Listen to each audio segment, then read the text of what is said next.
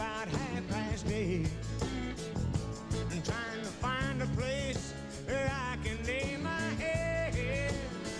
Now, mister, can you tell me where a man might find a bed? You know he grinned, he shook my hand, and no was all that he said. Take a load off Fanny, take a load for free. Take a load off Fanny. Ho, ho, ho, and Merry Christmas, everybody. And thank you for watching. I'm Pete Talalla. Welcome to Talk to Talalla. And today my guest is also a friend and a doctor, and a man who's been around, the master of linguistics, I would say. He's very well read, and he speaks well. I just want to tell I'm more than a master of linguistic, a master of many, but it's good to be on the Talk of Talalla show. Thank you guys for welcoming me. And so Peter, tell me, I see Talk of Talalla has been the talk of the town. What do you have to say about that? Hey, well, it's 8 weeks, we've been doing this, and we got 18,000 views and stuff like that. So obviously people are watching us, right? And I think it's because of the interesting people that I've had, captains, Maddie from Plus Vibes, and which is amazing. I've known you for some time, right? We met in a very obscure way. That's right. In Richfield Corner, right, with a bunch of oil guys, right, who didn't believe that I'd been on an oil rig until I showed them my offshore passport. Yeah. Tony and the gang, right? Yes, that's right. And then we became, friends, and we've kept in touch. And you've evolved into, we tell stories here. So, you went to Oxford and London. You did. You went to King's College. You did medical ethics in law. Exactly, and you're a medical doctor that's venturing into the mind. Well, yes, as in medical is encompassing the body, so it is also the physical and the mind. And I think a lot of what I think we're going to talk about is mental health, the mind. And I think the body is important as well. Yeah, equally important. They're both part of the same equation. You and I have conversations about this, right? And I've said to you, we are chemically programmed. We need chemicals. That's right. And so, when something goes wrong with a person, they give them chemicals to try and balance this chemical. But I believe, since Jung and Freud, we've come a long way, especially in medicine, and the types of medicines, and they don't always get it right? Antidepressants, all this, it's a multi-million-dollar industry. When there's so much money involved, where's the integrity and the ethics? Does it exist? Well, I could answer part of the question objectively, because what we know is, the monoamine synthesis theory to the mind, where a lot of the current, neurobiological disorders solve with a pill, like you said, with the dopamine, the serotonin, and stuff like that. So these substances sort of augment to make us feel a lot better. And at the moment I see, this is just my perspective, most of the management solutions out there is, each guy, they want a quick solution, a quick fix. And that's the exact thing, right? That's the COVID-19 vaccine, that's everything that's a quick fix, right? Why do we need all these quick fixes, right? When there's trillions and hundreds of billions of dollars involved, there's got to be some form of people that are not going to be. All right. I answer this question of yours by providing an example. although people think we are rational, we make rational choices. I mean, if that was the case, why is there obesity still around, right? Exactly. You know? Right? And, Diabetes, type 2, which diet can help or solve. Yes, exactly. And so we kind of seen it in the wrong angle as well. And I think as a doctor, as what I said earlier, it's both the mind and the physical body. So yeah.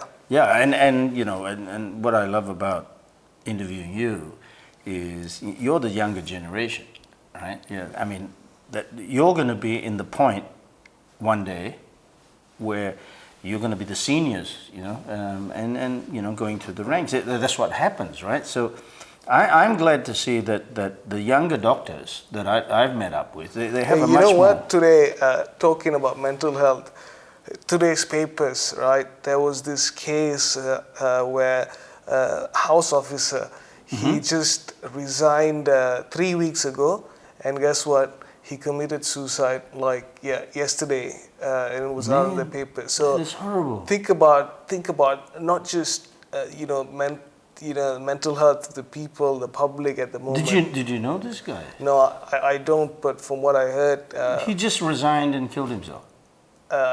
Rather commit suicide. I mean, for whatever reason it might have been, but the sheer stress, that it's still a human, and each one's struggle is real, I feel, and I think we need to sort of embrace and sort of, be more open and talk about such things. I mean, that's what Maddie does with, it was a pleasure to meet her. And I can't say enough good things about, what she's trying to achieve in Plus Vibes.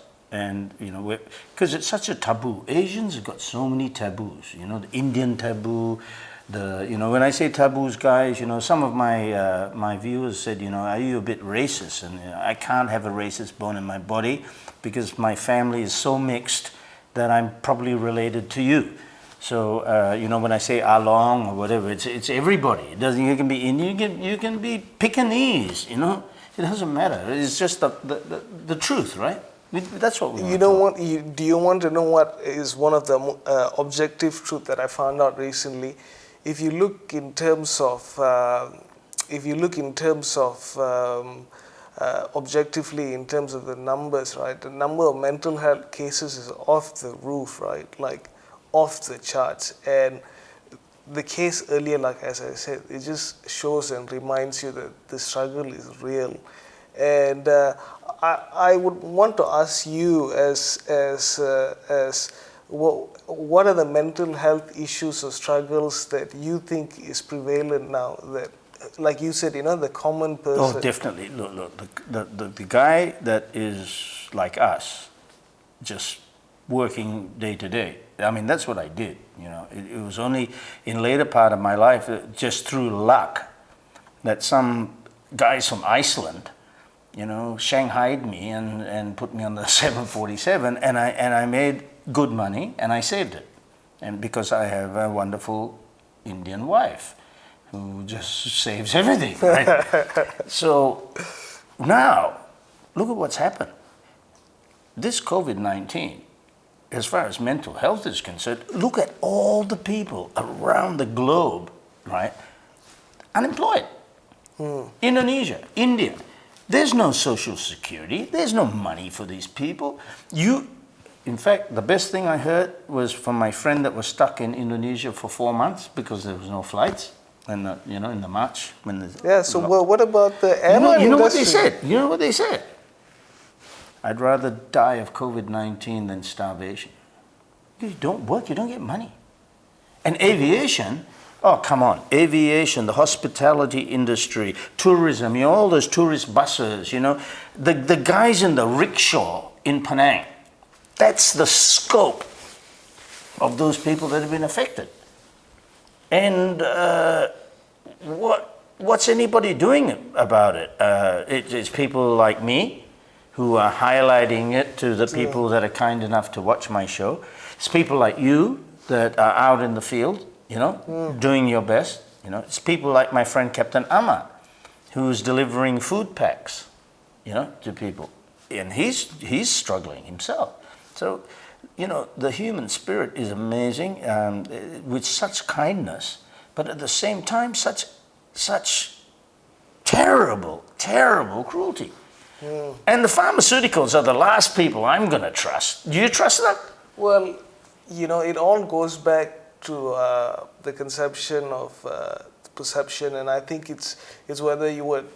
I'm more of an optimist, right? Who would rather see things in a positive light. Hey, right? I'm an optimist. No, I'm not saying no, but it's going back to you know, seeing things in a more positive light, and I also think COVID-19. I'm sure most of you out there would agree, have also shown or illustrated many cases of kindness. You know, a lot of you know, the early days when I was frontliner. You know, we felt so much of love from the people, so much of, you know, empathy, so much of kindness. And guess what? I'd be the first person to thank you. You know, because you know, he's a humble guy. You know, he was a frontliner right at the beginning of this thing in Malaysia, and in the beginning, you know, we tended to do very well.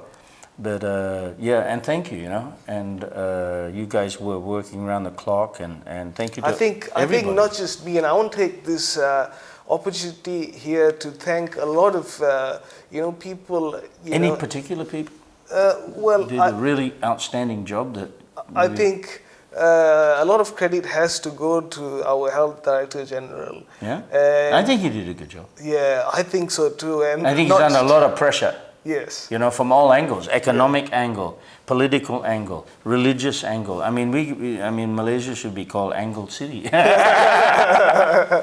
I know there's a lot of angles to look at it, but from my angle, I think he did a very good job. I think so too. And you know, so right before I left for England, I used to think when I was in England, you know, sort of being able to compare the perspectives between the Western and the Malaysian side. You know, they used to say this Orang Putih mentality, but you know, I think we are up there with with the boys. We have got very, very smart people in this country. That's right. Unfortunately, our system doesn't encourage these entrepreneurs, these researchers, right? And they run away. I mean, look at Grab. They're in Singapore. Was grabbed. It was grabbed. Right? That this is where government support should be going into developing, you know, people. COVID-19 to me, right? And it's real, it's there, but mathematically, I challenge people to tell me that it's a pandemic, right? It's not, right? I don't think so. I think numbers and statistics, they can be manipulated, right? I give you this example. I get lung cancer. I've got 6 months to live. I get COVID-19. I die in 3 months. And because I've got COVID-19, I go down as a COVID-19 case, right? But actually, it's cancer that killed me. COVID-19 just exacerbated that. Yes, it's going wild. It's mutating. And guess what? Which human being can beat Mother Nature? True that. And yeah, you know, a lot of times these columns I've been reading lately that says that probably it's time that Mother Nature is, you know, telling us, you know, first to sit back, you know, reflect, and time to think about how we've been, you know, not in synchrony with the ecosystem. And this is, you know, Mother Nature telling us that, you know. It has. And it's done it socially as well. Yeah. Because there's been the abusers, you know, abusive people that are locked together, the abuser and the abusee. So this has happened, right? And COVID has highlighted this. It's also brought people closer together. Yeah. You know, it's brought families closer together. It's brought communities closer together. So there's lessons to be learned. Yeah, I think, well, you know, a lot of people would have, you know, learned a lot of different lessons from this whole COVID in the first place. I mean, I didn't see it coming at all. Oh, who did? You know, at all. And, you know, to talk about the airlines industry, since you're my pilot friend, you know, Tony Fernandez was saying that I doubt that if you told me that 90% of the planes, in the world would be grounded now, Well, and it's the time where you'd see, where greenhouse emissions come down, less killings, less wars. I noticed lockdown within weeks, right? I have a white car. When it rains, if I don't wash my car once a week, it turns grey. Car stayed white. Okay? Animals started to, hop around the streets. The kangaroos in Australia. Here, snakes were coming out. I live in a bit of a jungle area, right? So yeah, great things. Great lessons from Mother Nature. If you're a religious person, you'd say, this is a message from God. Are you religious, Peter? You tell me. No. But I'm not an atheist. Yeah, no. With something like this, COVID-19, it makes even an atheist wonder. Could it be an act of God? Look. I'm on the same page on this subject, and I'm nowhere in their league as Stephen Hawking, Albert Einstein, who believed that the universe was created by intelligent design, right? The theory of everything. Well, theory of everything, I think that's a whole new subject, to talk about the inner world, quarks and the boson particle, and which was known as the God particle. We're getting very technical now, Peter. But we're getting a little bit off track. Yeah. Because, what advice would you give to somebody out there? With your experience, if they are feeling suicidal, or they're feeling depressed, or they're having trouble coping, what advice would you give them? I think,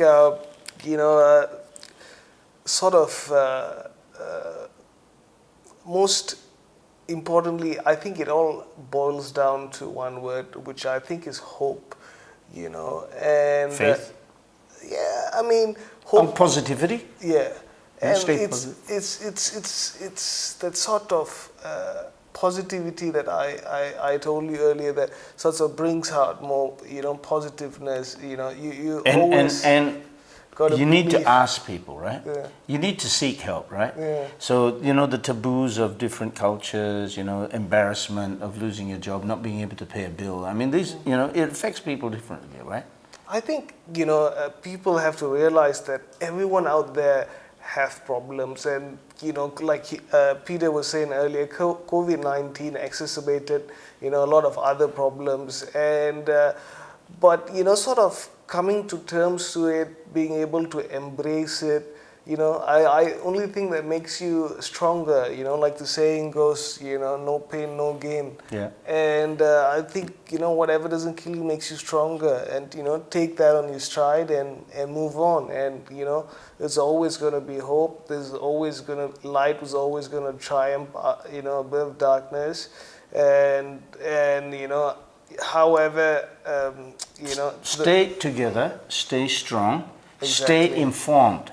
Don't listen to fake news. If you get some sort of news on the internet, please check it out, right? Check it out. Have a look at this stuff, right? Well, don't just be gullible, because we're not sheeple, we're people. That's right. I got a party to go to, man. Yeah, it's Christmas. Would you like to come? Yeah. It's Christmas Eve. But everything closes at midnight here in Malaysia. I'm a doctor, and I should be saying this.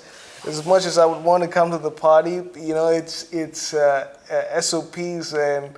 Hey, we follow. Hey, I wear my mask. I wash my hands. Yeah, I'm just saying we've got to make sure everyone else out there have to comply with SOPs. Just do it, right? We're good soldiers, and by the way, Malaysia, I bloody love you. Everybody's got their mask on. Everybody's doing their thing, and just keep doing it. They all need a pat on the backs. Exactly. Everyone's doing a good job. Well, I'm leaving, and Merry Christmas. Hey, thank you guys. And to everybody out there, Merry Christmas. We're going to take a few days off. And then, do I get to come back to the show again? Anytime, anytime, my friend. Well, there's so much to say, and I don't think. I'd like you to tell people more. Yeah. Yeah. And maybe you'd see more stuff from the both of us coming soon. Okay, let's go. All right then. See you guys. Merry Christmas. Ho, ho, ho. Sing it all for free.